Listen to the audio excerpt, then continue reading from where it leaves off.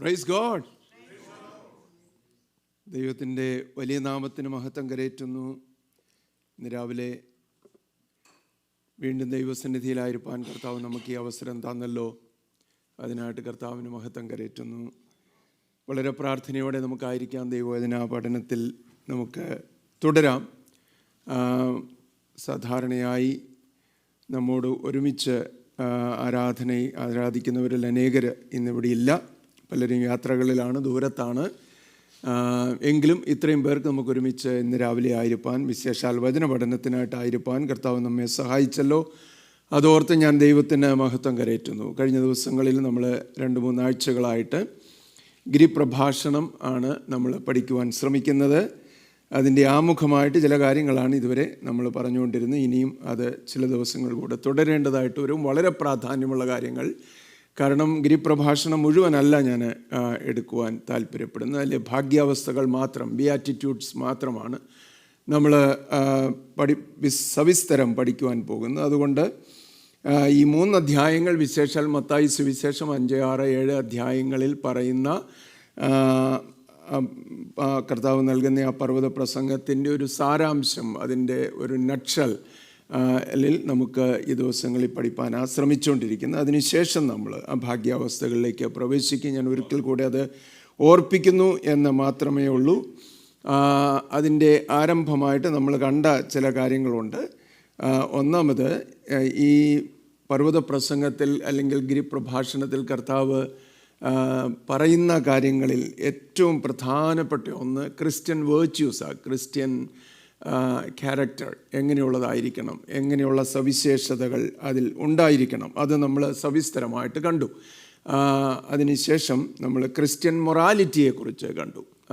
നമ്മുടെ ധാർമ്മികത, നമ്മുടെ സദാചാര ബോധം, നമ്മുടെ ജീവിതം അത് എങ്ങനെയുള്ളതായിരിക്കണം എന്ന് നമ്മൾ കണ്ടു. കഴിഞ്ഞ ആഴ്ചയിൽ നമ്മൾ ക്രിസ്ത്യൻ ആറ്റിറ്റ്യൂഡ് ടു മണി എന്നുള്ള വിഷയമാണ് നമ്മൾ ചിന്തിച്ചത്. ഇന്ന് അവിടെ നിന്ന് നമ്മൾ മുന്നോട്ട് പോയി നമുക്ക് ക്രിസ്ത്യൻ ലൈഫ് സ്റ്റൈൽ എന്നുള്ള വിഷയമാണ് നമ്മൾ ഇന്ന് പഠിക്കാനായിട്ട് പോകുന്നത്. അത് ഇന്ന് തീരുമെന്ന് എനിക്ക് തോന്നുന്നില്ല. കാരണം ക്രിസ്ത്യൻ ലൈഫ് സ്റ്റൈൽ ഒരുപാട് വളരെ വിസ്താരത്തിൽ അല്ലെങ്കിൽ സവിസ്തരമായിട്ടത് പ്രതിപാദിക്കേണ്ട ഒരു വിഷയമാണ്. അതുകൊണ്ട് ചില ദിവസങ്ങൾ ഒരുപക്ഷെ അതിനെ എടുത്തേക്കാം. നിങ്ങൾ ക്ഷമയോടെ ആയിരിക്കണമെന്ന് ഓർപ്പിക്കുന്നു. എന്തുവാ ക്രിസ്ത്യൻ ലൈഫ് സ്റ്റൈൽ എന്ന് പറഞ്ഞാൽ? ക്രിസ്തീയമായിട്ടുള്ളൊരു ജീവിതചര്യ, ദിനചര്യകൾ അല്ലെങ്കിൽ ജീവിതചര്യ എന്നൊക്കെ പറയുന്നത് എന്തുവാ? പത്രോസിൻ്റെ 1-ാം ലേഖനം 2-ാം അധ്യായത്തിൻ്റെ 21-ാമത്തെ വാക്യം വായിച്ചു. 1 പത്രോസ് 2:21.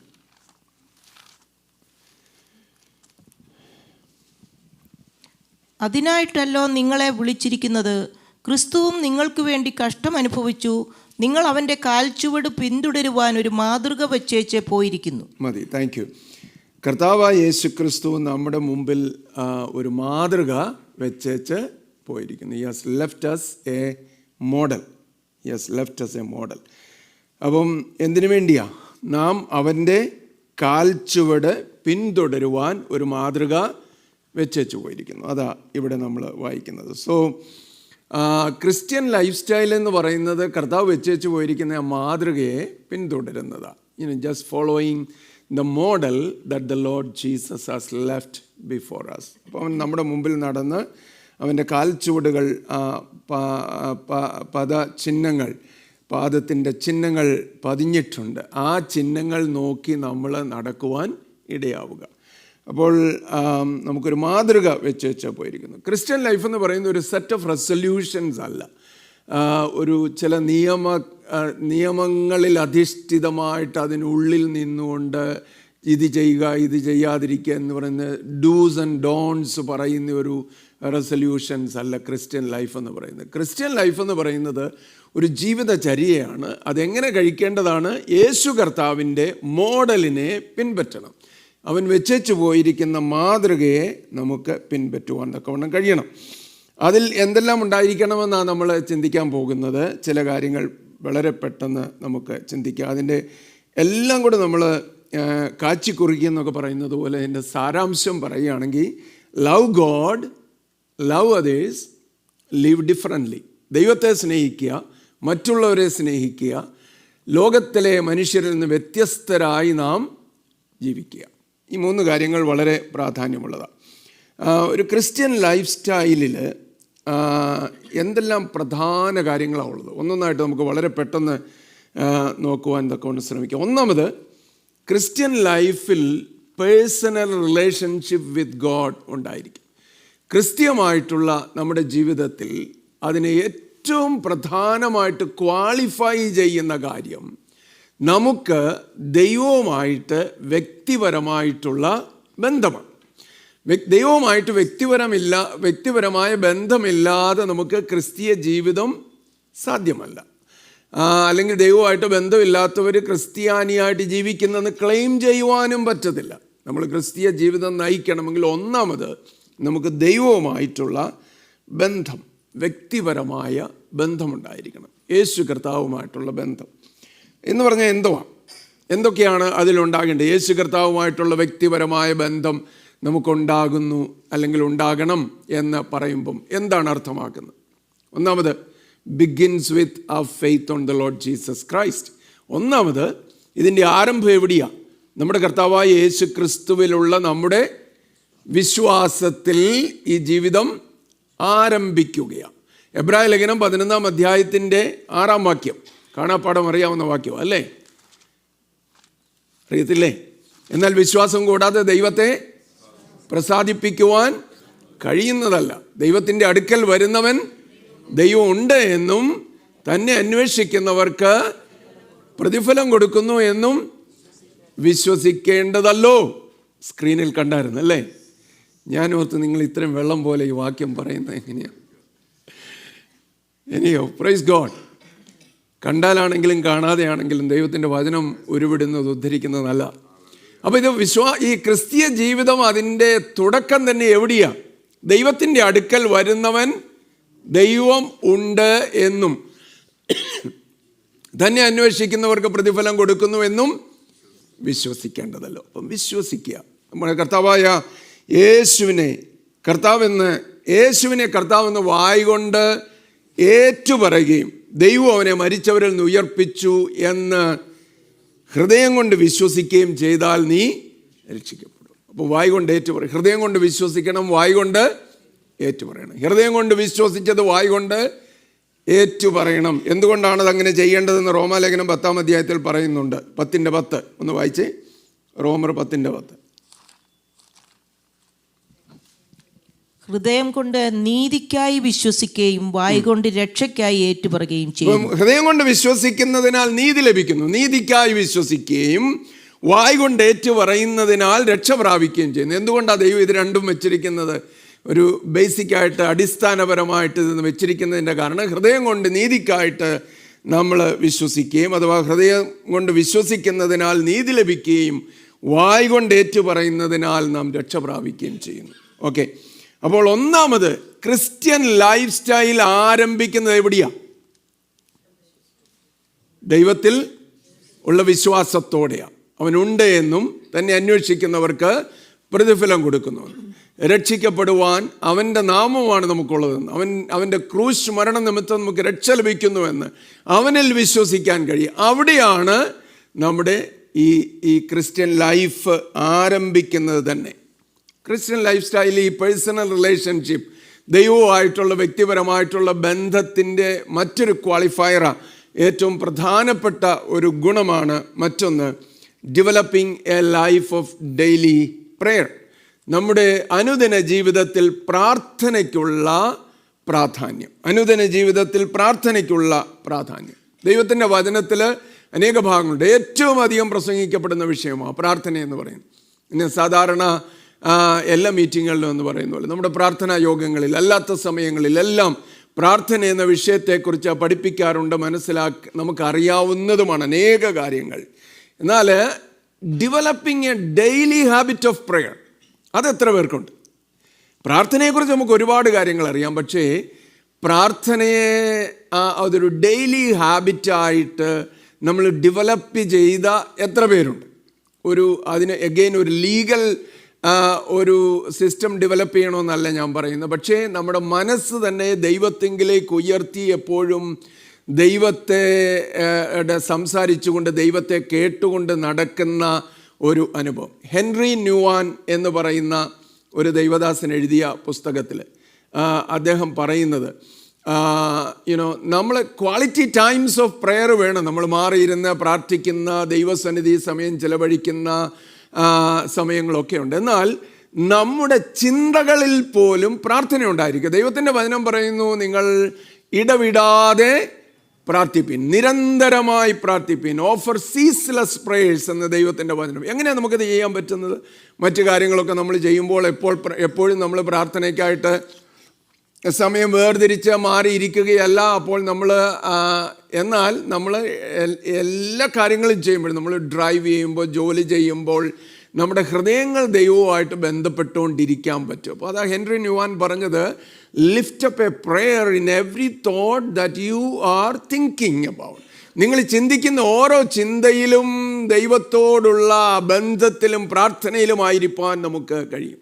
അപ്പോൾ ഒരു ദൈവവൈതലിൻ്റെ ജീവിതം എന്ന് പറഞ്ഞാൽ ഏറ്റവും പ്രധാനപ്പെട്ട ഒരു ലക്ഷണം developing a daily habit of prayer.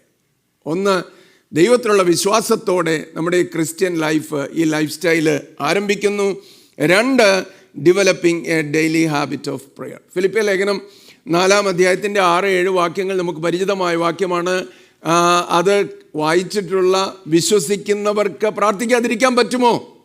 ആ വാക്യങ്ങളിൽ പറയും, ഒന്നിനെക്കുറിച്ചും വിചാരപ്പെടരുത്, എല്ലാറ്റിലും പ്രാർത്ഥനയാലും അപേക്ഷയാലും നിങ്ങളുടെ ആവശ്യങ്ങൾ സ്തോത്രത്തോടെ അറിയിക്കുക അത്രേ വേണ്ടത്, അല്ലേ? അപ്പോൾ നമ്മൾ ദൈവത്തിൻ്റെ വചനം വളരെ വ്യക്തമായിട്ട് നമ്മൾ മനസ്സിലാക്കുന്നു. നമ്മൾ ഒന്നിനെക്കുറിച്ചും വിചാരപ്പെടേണ്ടതില്ല, എല്ലാറ്റിലും പ്രാർത്ഥനയാലും അപേക്ഷയാലും നമ്മുടെ ആവശ്യങ്ങൾ സ്തോത്രത്തോടെ അറിയിക്കാൻ പറഞ്ഞിട്ടുണ്ട്. അത് വിശ്വസിക്കുന്നവർക്ക് പ്രാർത്ഥിക്കാതിരിക്കാൻ പറ്റുമോ? അത് വിശ്വസിക്കുന്നവർക്ക് ഡെയിലി നമ്മുടെ ചിന്തകളിൽ പോലും പ്രാർത്ഥന ദൈവസന്നിധിയിലേക്ക് ഉയരുവാൻ തക്കവണ്ണം ഇടയാകാതിരിക്കുമോ എന്ന്. അപ്പം പ്രെയർ എന്ന് പറയുന്നത്, നമ്മുടെ ഒരുപാട് മിഥ്യാധാരണകളുണ്ട് പ്രാർത്ഥനകളെക്കുറിച്ച്.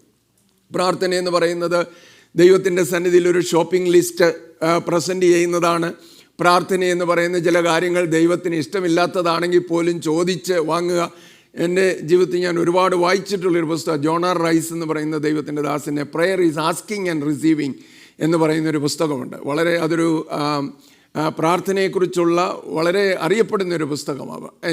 പ്രെയർ എന്ന് പറഞ്ഞാൽ, പ്രാർത്ഥന എന്ന് പറഞ്ഞാൽ asking as well as receiving, ചോദിക്കുക, വാങ്ങുക, ചോദിച്ച് മേടിച്ചു വാങ്ങുക എന്ന് പറയുന്ന കാര്യത്തിൽ എംഫസൈസ് ചെയ്തുകൊണ്ട്, there is nothing wrong in that, but should not get the idea. നമുക്കൊരു ഐഡിയ പോലും ആയിപ്പോകരുത്. എന്തുവാ പ്രാർത്ഥന എന്ന് പറഞ്ഞാൽ? എങ്ങനെയെങ്കിലും ഒരു ഷോപ്പിംഗ് ലിസ്റ്റ് പ്രസൻറ്റ് ചെയ്ത് ദൈവത്തോട് മേടിക്കുന്നതാണ്. അല്ല. അപ്പം ദൈവത്തിൻ്റെ വചനം പറയുന്നത് വളരെ വ്യക്തമായിട്ട് പറയുന്നുണ്ട്. Prayer is a personal conversation with God. ദൈവമായിട്ടുള്ള വ്യക്തിപരമായിട്ടുള്ള ഒരു സംഭാഷണമാണ് പ്രാർത്ഥന എന്ന് പറയുന്നത്. Not simply asking and receiving a few things from God. ദൈവത്തിൽ നിന്ന് ചില കാര്യങ്ങൾ മേടിച്ചെടുക്കുന്നത്, മേടിച്ച് എടുക്കുന്നതല്ല പ്രാർത്ഥന എന്ന് പറയുന്നത്. പ്രാർത്ഥനയുടെ അന്തസത്ത എന്ന് പറയുന്നത്, എസൻസ് എന്ന് പറയുന്നത് കോൺവെർസേഷൻ വിത്ത് ഗോഡാ. അത് എത്ര പേര് എൻജോയ് ചെയ്യുന്നുണ്ട്? പ്രാർത്ഥനയിൽ ആ കോൺവെർസേഷൻ അത് എൻജോയ് ചെയ്യുന്ന എത്ര പേരുണ്ട്? നമ്മുടെ ജീവിതത്തിൻ്റെ എല്ലാ സാഹചര്യങ്ങളിലും നമ്മൾ പ്രയാസപ്പെടുമ്പോഴും സന്തോഷിക്കുമ്പോഴും എല്ലാം ആ കോൺവെർസേഷനിൽ ആയിരിക്കുക. ആ കോൺവെർസേഷനിൽ നമ്മുടെ നന്ദി ദൈവത്തോട് എക്സ്പ്രസിങ് അവർ ഗ്രാറ്റിറ്റ്യൂഡ് കണ്ടേക്കാം, നമ്മുടെ പാപങ്ങൾ ഏറ്റുപറഞ്ഞേക്കാം, ദൈവത്തിൻ്റെ ഹിതം അന്വേഷിച്ചേക്കാം. നമ്മൾ അവൻ്റെ സന്നിധിയിൽ ഇങ്ങനെ മറ്റൊന്നും മിണ്ടാതെ സന്തോഷിച്ചിരിക്കുന്ന സമയങ്ങളും കണ്ടേക്കാം. അപ്പം developing a daily habit of prayer എന്ന് പറയുന്ന ഇതൊക്കെയല്ലേ? അവനുമായിട്ട് സംഭാഷിക്കുന്നതാണ്, അവനെ കേൾക്കുന്നതാണ്, അവൻ്റെ ഹിതം അന്വേഷിക്കുന്നതാണ്, അവൻ നൽകിയ അനുഗ്രഹങ്ങൾക്ക് നന്ദിയോടെ അവനെ സ്തുതിക്കുന്നതാണ്, അവൻ്റെ വഴിയെ നടക്കുന്നതാണ്, അവൻ്റെ സാന്നിധ്യം എൻജോയ് ചെയ്യുന്നതാണ് പ്രാർത്ഥന എന്ന് പറയുന്നത്. സ്തോത്രം. ഹല്ലേലൂയ. ആൾ കുറവായതുകൊണ്ട് ഉള്ളവർ ഇച്ചിരൂടെ ശക്തമായിട്ട് ഹല്ലേലൂയ പറയണം. സ്തോത്രം. അപ്പം നോക്കണം, developing a daily habit of prayer. അപ്പം ക്രിസ്ത്യൻ ലൈഫ് സ്റ്റൈലിൻ്റെ തുടക്കം എവിടെയാണ്?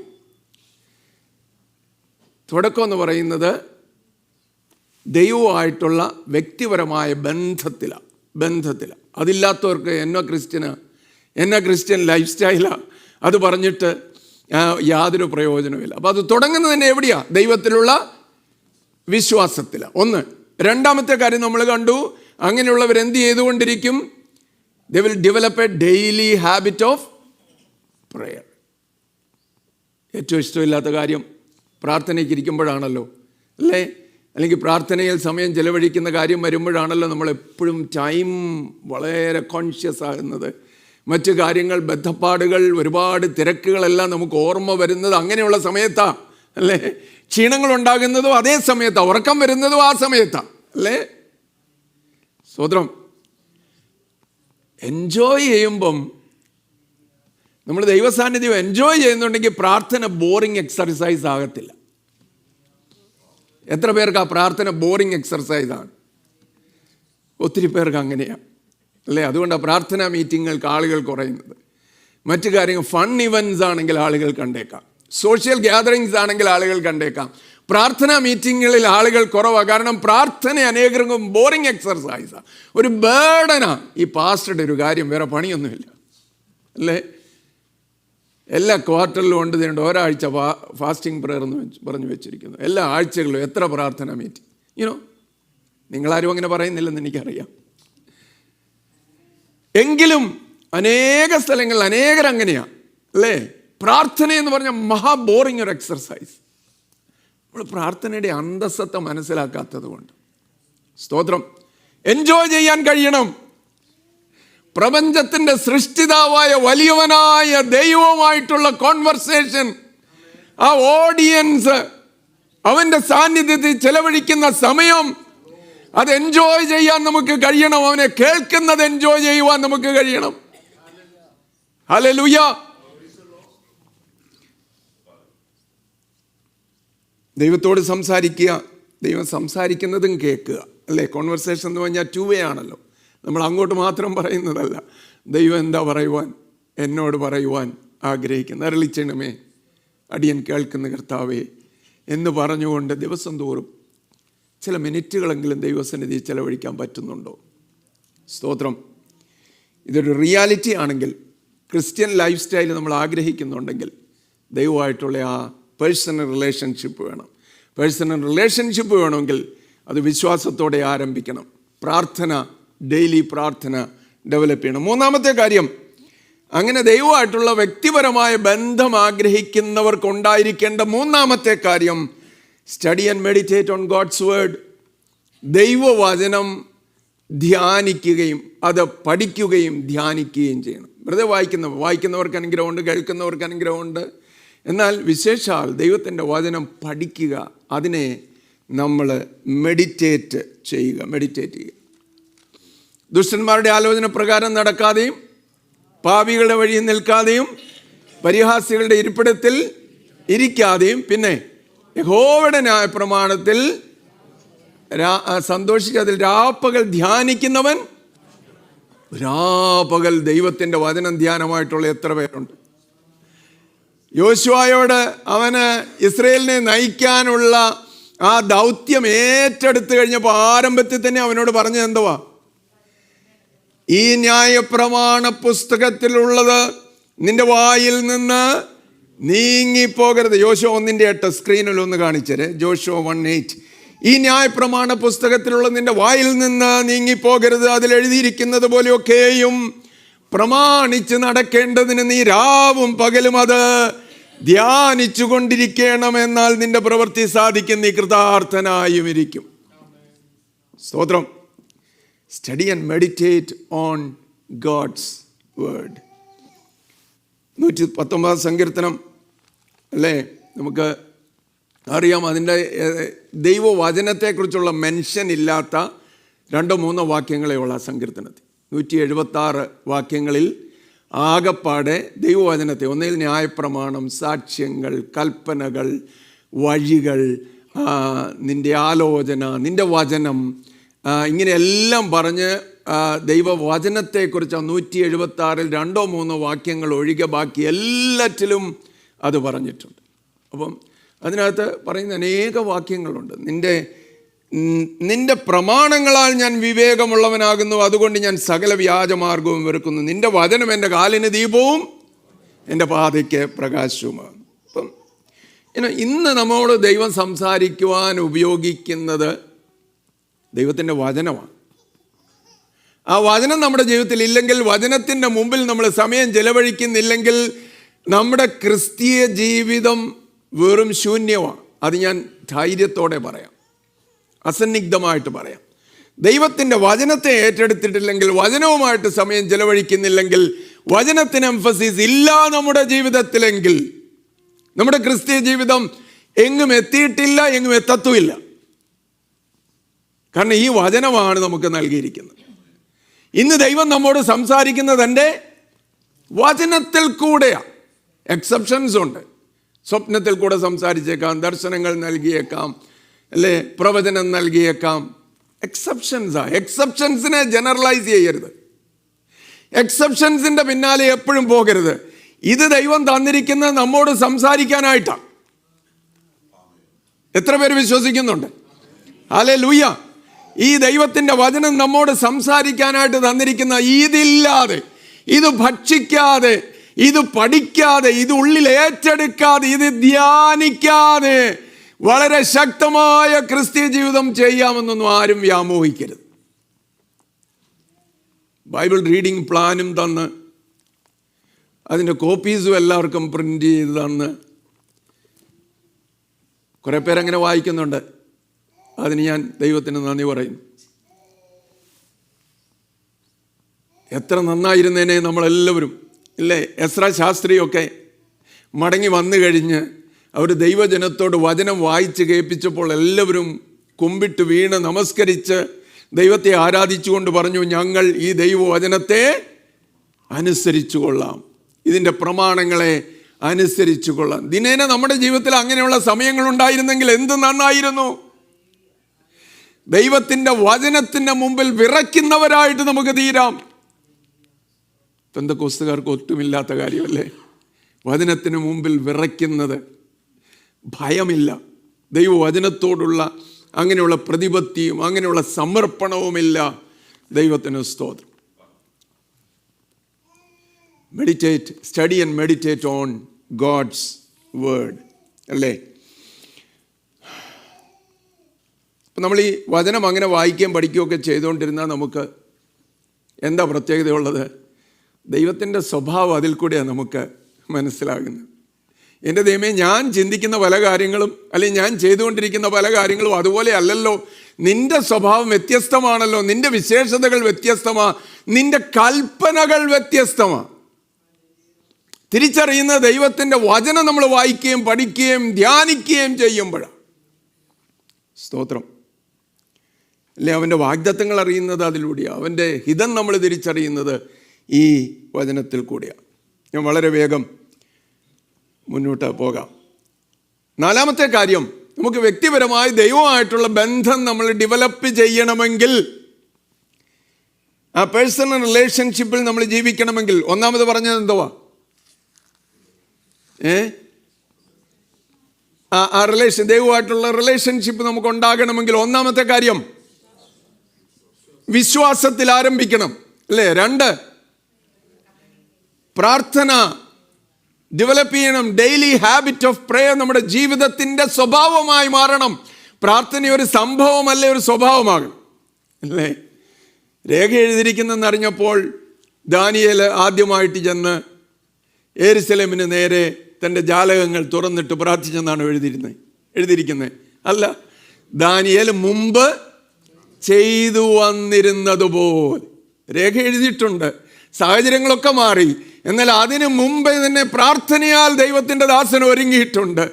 മുമ്പ് ചെയ്തു വന്നിരുന്നതുപോലെ യെരൂശലേമിന് നേരെ തൻ്റെ ജാലകങ്ങൾ തുറന്നിട്ട് പ്രാർത്ഥിച്ചു. ദൈവത്തിന് സ്തോത്രം. Developing a daily habit of prayer, second one. Third one, study and meditate on God's word. നാലാമത്തെ, obey God's word and live it out.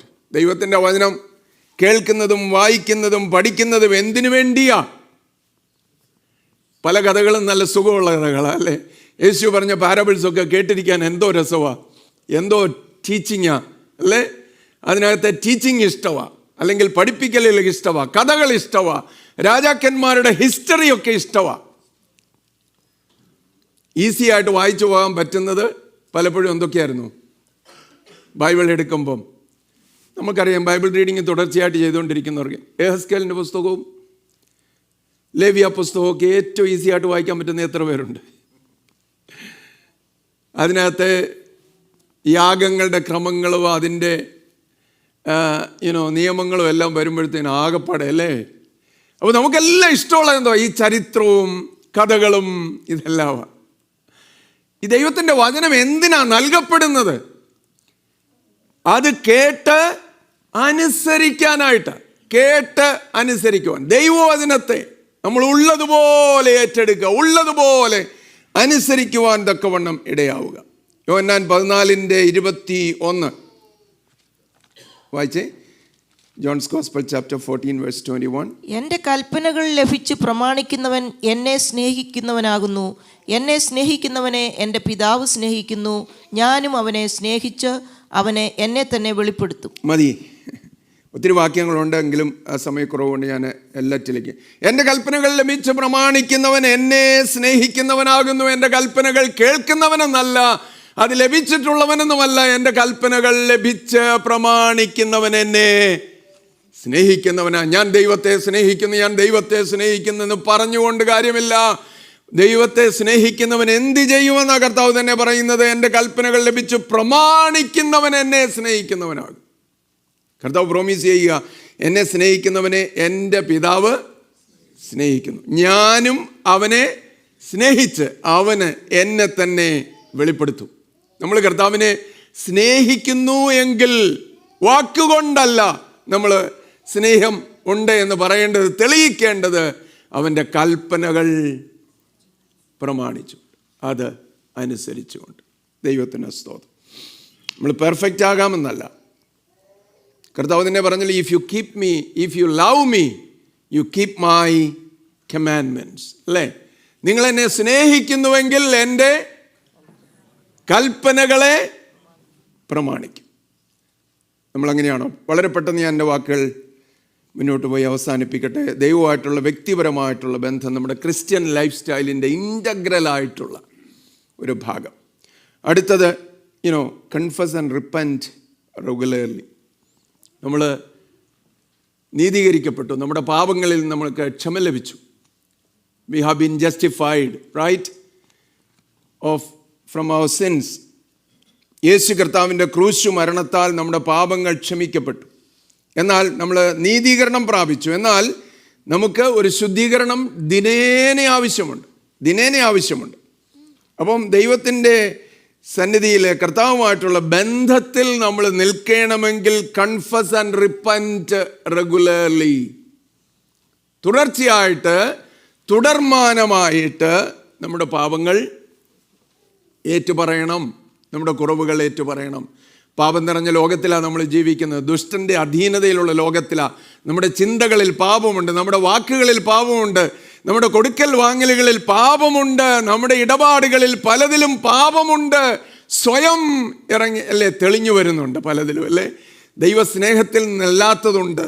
നമ്മുടെ മറ്റുള്ളവരെ ഹേർട്ട് ചെയ്യുന്നത്, മുറിപ്പെടുത്തുന്ന വാക്കുകൾ വന്നു പോകാറുണ്ട്. പാപമുണ്ട് നമ്മുടെ ജീവിതത്തിൽ. അപ്പോൾ ദൈവം അതിനൊരു വഴി വെച്ചിട്ടുണ്ട്. എന്തുവാ?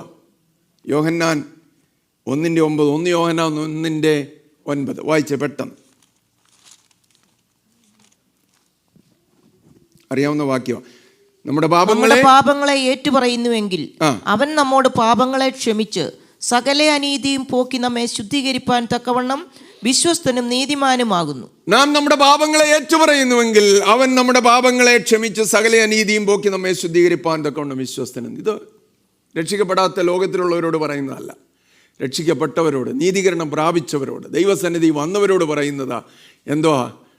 നാം നമ്മുടെ പാപങ്ങളെ ഏറ്റുപറയുന്നുവെങ്കിൽ അവൻ നമ്മുടെ പാപങ്ങളെ നമ്മോട് ക്ഷമിച്ച് സകല അനീതിയും പോക്കി ശുദ്ധീകരണത്തിൽ നമ്മെ സൂക്ഷിപ്പാൻ തക്കവണ്ണം വിശ്വസ്തനും നീതിമാനുമായ ദൈവം. അപ്പം നമുക്ക് ശുദ്ധീകരണത്തിൽ സൂക്ഷിക്കപ്പെടണം. ക്രിസ്ത്യൻ ലൈഫ് സ്റ്റൈൽ എന്ന് പറയുന്നത് ദൈവമായിട്ടുള്ള ബന്ധമാണ്. ദൈവമായിട്ടുള്ള ബന്ധത്തിൽ നമുക്ക് നിൽക്കണമെങ്കിൽ, തുടരണമെങ്കിൽ നമ്മുടെ പാപങ്ങൾ തുടർമാനമായി ഏറ്റുപറയുന്ന സ്വഭാവം നമുക്കുണ്ടാകണം അല്ലേ. ഞാൻ പൂർണ്ണൻ, ഞാൻ ലഭിച്ചു കഴിഞ്ഞു, തികഞ്ഞവനായ അപ്പോസ്തലനായ പൗലോസ് പറയുക, ലഭിച്ചു കഴിഞ്ഞുവെന്നോ തികഞ്ഞവനായി എന്നോ അല്ല. എനിക്കും അത് പഠിക്കാമോ എന്ന് വെച്ച് പിമ്പിലുള്ളത് മറന്ന് മുമ്പിലുള്ളതിന് ആഞ്ഞും കൊണ്ട് ലാക്കിലേക്ക് ഓടുന്നതേ ഉള്ളൂ. ദൈവത്തിന് സ്തോത്രം. അപ്പോൾ ആ റിപ്പൻറ്റൻസ് നമ്മളുണ്ടായിരിക്കണം. റിപ്പൻറ്റൻസ് നഷ്ടപ്പെട്ടു പോയിട്ടുണ്ടോ? ദൈവസന്നിധിയിൽ അനുതാപമുള്ളൊരു ഹൃദയമുണ്ടോ? ദൈവസന്നിധി ദൈവത്തിൻ്റെ വചനം കേൾക്കുമ്പോൾ നുറുങ്ങുന്ന ഒരു ഹൃദയമുണ്ടോ? കരഞ്ഞു പ്രാർത്ഥിച്ചിട്ട് എത്ര നാളായി? ദൈവസന്നിധി കണ്ണുനീരൊഴുക്കിയിട്ട് എത്ര നാളായി? എൻ്റെ കർത്താവേ, എൻ്റെ കുറവുകളാണല്ലോ ദൈവവചനത്തിൽ കൂടെ ഞാൻ കാണുന്നത്. ഞാൻ ഏറ്റുപറയുന്ന കർത്താവേ, എന്നോട് ക്ഷമിക്കണമേ എന്ന് ആത്മാർത്ഥമായി പ്രാർത്ഥിച്ചിട്ട് കരഞ്ഞിട്ട് എത്ര നാളായി? Confess and repent regularly. 2 കാര്യങ്ങൾ കൂടെ എനിക്കിന്ന് പറയാനുണ്ട്. നമ്മുടെ ദൈവമായിട്ടുള്ള പേഴ്സണൽ റിലേഷൻഷിപ്പിനെ കുറിച്ചാണ് പറയുന്നത്. അടുത്തത് പ്രാക്ടീസിങ് താങ്ക്ഫുൾനെസ് ആൻഡ് വർഷിപ്പ്. അല്ലേ? നമുക്ക് ദൈവത്തോട് നന്ദിയുള്ള ഒരു ഹൃദയം, മറ്റുള്ളവരോട് നന്ദിയുള്ള ഒരു ഹൃദയം, ദൈവത്തോട് നന്ദിയുള്ള ഹൃദയം. ആ താങ്ക്ഫുൾനെസ് പ്രാക്ടീസ് ചെയ്യുന്ന എത്ര പേരുണ്ട്? താങ്ക് യു എന്ന വാക്ക് ഏറ്റവും കുറവ് പറയുന്ന നമ്മളിൽ പലരുമായിരിക്കും. അല്ലേ? അത് നമ്മുടെ കൾച്ചറിലില്ല എന്ന് വേണേൽ നമുക്ക് പറയാം. നമ്മുടെ ഉള്ളിൽ ഞാൻ ഭയങ്കരമായിട്ട് എൻ്റെ അകത്ത് നന്ദിയുണ്ട്, പക്ഷേ എനിക്കത് പലപ്പോഴും എക്സ്പ്രസ് ചെയ്യാൻ പറ്റുന്നില്ല. താങ്ക് യു എന്ന് പറയാൻ അറിയണം. അല്ല, മനുഷ്യരോട് മാത്രമല്ല ദൈവത്തോട് നന്ദി പറയുന്ന എത്ര പേരുണ്ട്? ദൈവത്തിൻ്റെ അനുഗ്രഹങ്ങൾ, പ്രാർത്ഥനയ്ക്ക് മറുപടി തരുമ്പോൾ, സൗഖ്യങ്ങൾ ഉണ്ടാകുമ്പോൾ, വിടുതലുകൾ ഉണ്ടാകുമ്പോൾ, ദൈവം അതിനപ്രകാരം നമ്മൾ നമ്മുടെ ജീവിതത്തെ ക്രമീകരിക്കുവാൻ ഇടയാകുമ്പോൾ നന്ദി കർത്താവേ എന്ന് പറയുന്ന എത്ര പേരുണ്ട്? ദൈവത്തിൻ്റെ വചനം ഒരു റിക്വയർമെൻ്റ് ഉണ്ട്. ആലയത്തിലേക്ക് വരുമ്പോൾ, അല്ലേ, അവൻ്റെ വാതിലുകളിൽ സ്തോത്രത്തോടും അവൻ്റെ പ്രാകാരങ്ങളിൽ സ്തുതിയോടും കൂടെ വരുവീൻ. ഇന്ന് രാവിലെ എങ്ങനെ എത്ര പേര് വന്നിട്ടുണ്ട്? അവൻ്റെ വാതിലുകളിൽ സ്തോത്രത്തോടെ, അവൻ്റെ പ്രാകാരങ്ങളിൽ സ്തുതിയോടെ കയറി എത്ര പേരുണ്ട്? ദൈവത്തിന് ദൈവമേ സ്തോത്രം, സ്തോത്രം, സ്തോത്രം. ഇന്നെനിക്ക് ആരോഗ്യം തന്നതിനായി സ്തോത്രം. ആരാധനയെ കടന്നു വരുവാൻ തക്കവണ്ണം ഈ ദിവസം എനിക്ക് തന്നതിനായി സ്തോത്രം. എന്നെ ബലപ്പെടുത്തിയതിനായി സ്തോത്രം. എനിക്കുള്ള അനുഗ്രഹങ്ങൾക്കായി സ്തോത്രം. എത്രയെത്ര നന്മകൾ നമ്മൾ പ്രാപിച്ചിട്ടുണ്ട്. എണ്ണിക്കൂടാത്ത അസംഖ്യമായ നന്മകൾ ഓർത്ത് സ്തോത്രം ചെയ്ത് ജീവിക്കുന്ന എത്ര പേരുണ്ട്? ഇവിടെ ആയിരിക്കുമ്പോൾ മാത്രമല്ല കേട്ടോ, ആലയത്തിൽ വരുമ്പോൾ മാത്രമല്ല. ഒരു ദൈവവേദനയുടെ ഏറ്റവും വലിയ ലക്ഷണങ്ങളിൽ ഒന്നാണ് നന്ദിയുള്ളൊരു ഹൃദയം. സ്തോത്രം. ആ നന്ദിയിൽ നിന്ന് സ്തോത്രവും ആരാധനയും ഉയർന്നുകൊണ്ടേയിരിക്കും. തെസ്സലോനിക്ക ലേഖനം 1-ാം ലേഖനം 5-ാം അധ്യായത്തിൻ്റെ 18-ാം വാക്യം. ദൈവത്തിന് സ്തോത്രം. അതൊന്ന് വായിച്ചേ. 1 തെസ്സലോനിക്കർ 5:18. എല്ലാറ്റിനും സ്തോത്രം ചെയ്യുവീൻ, ഇതല്ലോ നിങ്ങളെക്കുറിച്ച് ക്രിസ്തുയേശുവിൽ ദൈവ ഇഷ്ടം. സ്തോത്രം. അങ്ങനെയാണോ നമ്മൾ വായിക്കേണ്ടത്? എഴുതിയിരിക്കുന്ന അങ്ങനെയാ, പക്ഷെ ഞാനത് പല പ്രാവശ്യം പറഞ്ഞിട്ടുണ്ട്. ഓർമ്മയിലുണ്ടെന്ന് ഞാൻ വിശ്വസിക്കുന്നു. എന്തുവാ? എല്ലാറ്റിലും സ്തോത്രം ചെയ്യുവീൻ. എല്ലാറ്റിലും സ്തോത്രം ചെയ്യുവീൻ. എല്ലാറ്റിൻ്റെയും മധ്യത്തിൽ സ്തോത്രം ചെയ്യുവീൻ. എല്ലാറ്റിനും. നമുക്ക് വലിയ പ്രയാസങ്ങൾ, ക്യാൻസർ വരുമ്പോൾ സ്തോത്രം ചെയ്തു എന്നല്ല പറയുന്നത്. അല്ലെങ്കിൽ വലിയ ടെർമിനൽ ഇൽനെസ് വന്നു, മറ്റ് വലിയ ആക്സിഡൻസ് വന്നു, പ്രയാസങ്ങൾ വന്നു, സ്തോത്രം ചെയ്തു. അതിനായിട്ടെന്നല്ല, അതിൻ്റെ മധ്യത്തിലും സ്തോത്രം ചെയ്തു എന്നാ പറയുന്നതിൻ്റെ അർത്ഥം കേട്ടോ. അതുകൊണ്ട് നമ്മളത് കേൾക്കുമ്പം തന്നെ നമ്മുടെ മനസ്സിൽ അത് തിരുത്തിക്കോണം. അങ്ങനെയുള്ള ചില വാക്യങ്ങളുണ്ടല്ലോ, ട്രാൻസ്ലേഷനിൽ വന്നിരിക്കുന്ന അപാകതകൾ. എല്ലാറ്റിലും സ്തോത്രം ചെയ്യുക. എല്ലാറ്റിൻ്റെയും in everything give thanks unto the Lord. എല്ലാറ്റിലും. അതിൻ്റെ മധ്യത്തിൽ എനിക്കൊരു ദൈവത്തിൽ വിശ്വാസമുണ്ട്. അതിൻ്റെ മധ്യത്തിൽ എനിക്കൊരു ദൈവത്തെ കുറിച്ച് അറിയാം. അപ്പം ഗ്രാറ്റിറ്റ്യൂഡ് എന്ന് പറഞ്ഞാൽ നമ്മുടെ ഹൃദയം ദൈവത്തിൻ്റെ സന്നിധി സന്തോഷത്തോടെ തുറക്കുന്നതാണ്, അവനെ ആരാധിക്കുന്നതാണ്. ഞാൻ മുന്നോട്ട് അവസാന കാര്യം പറഞ്ഞ് എൻ്റെ വാക്ക് ഇന്ന് പകല് അവസാനിപ്പിക്കാം. ദൈവത്തിന് സ്തോത്രം. അവസാനത്തെ കാര്യം, trust God in all circumstances. ദൈവമായിട്ടുള്ള ബന്ധമുണ്ടായിരിക്കണമെങ്കിൽ, ആ വ്യക്തിപരമായ ബന്ധത്തെ കണ്ടിന്യൂ ചെയ്യുവാൻ ഇടയാകണമെങ്കിൽ നമ്മൾ ദൈവത്തെ നമ്മുടെ എല്ലാ സാഹചര്യങ്ങളിലും ആശ്രയിക്കുവാൻ നമുക്കിടയാകണം. ഏത് സാഹചര്യമായാലും, നഷ്ടമോ കഷ്ടമോ വേദനയോ പ്രയാസങ്ങളോ രോഗമോ ദുഃഖമോ ആരോഗ്യമോ സമ്പത്തോ ഇല്ലായ്മയോ ഒക്കെ വന്നാലും നമുക്ക് ദൈവത്തിൽ ആശ്രയിക്കുവാൻ കഴിയണം. Trusting God in all circumstances. Proverbs 3:5-6 കൂടെ വായിച്ചേ. സദൃശ്യവാക്യങ്ങൾ 3-ാം അധ്യായത്തിൻ്റെ 5-6 കൂടെ വായിച്ചേ.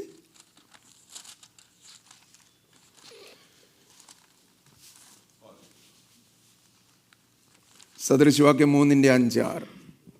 പൂർണ്ണ ഹൃദയത്തോടെ യഹോവയിൽ ആശ്രയിക്കുക, സ്വന്തം വിവേകത്തിൽ ഊന്നരുത്.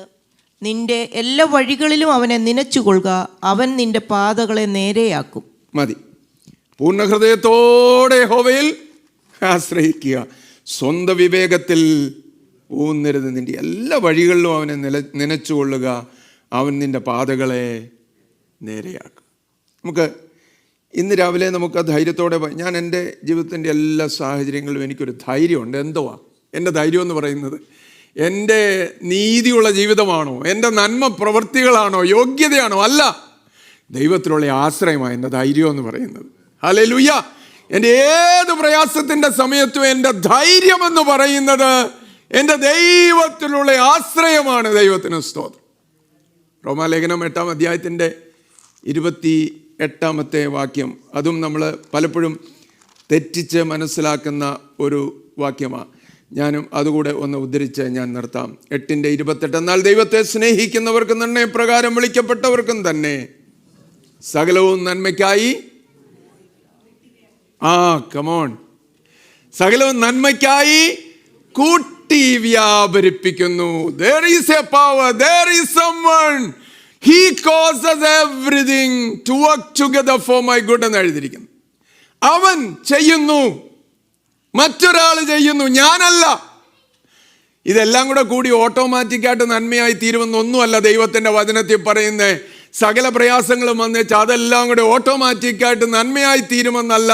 എന്നാൽ ഈ തിന്മകൾ, പ്രയാസങ്ങൾ, വേദനകൾ എല്ലാം കൂടെ കൂട്ടി വ്യാപരിപ്പിക്കുന്ന, മെനഞ്ഞെടുക്കുന്ന ഒരുവനുണ്ട്. അവൻ്റെ കരങ്ങൾ ഇങ്ങനെ പ്രവർത്തിക്കും, നന്മയ്ക്കായി കൂട്ടി വ്യാപരിപ്പിക്കും. അതുകൊണ്ട് ഞാൻ അവനിൽ ഏറ്റുപറഞ്ഞ് അവനിൽ ഞാൻ ആശ്രയിക്കും. ദൈവത്തിന് സ്തോത്രം. ദൈവമായ കർത്താവ് ഈ വചനങ്ങളാൽ നമ്മെ സഹായിക്കുമാറാകട്ടെ. പ്രാർത്ഥനയോടെ നമുക്ക് ആരാധനയിലേക്ക് പ്രവേശിക്കാം.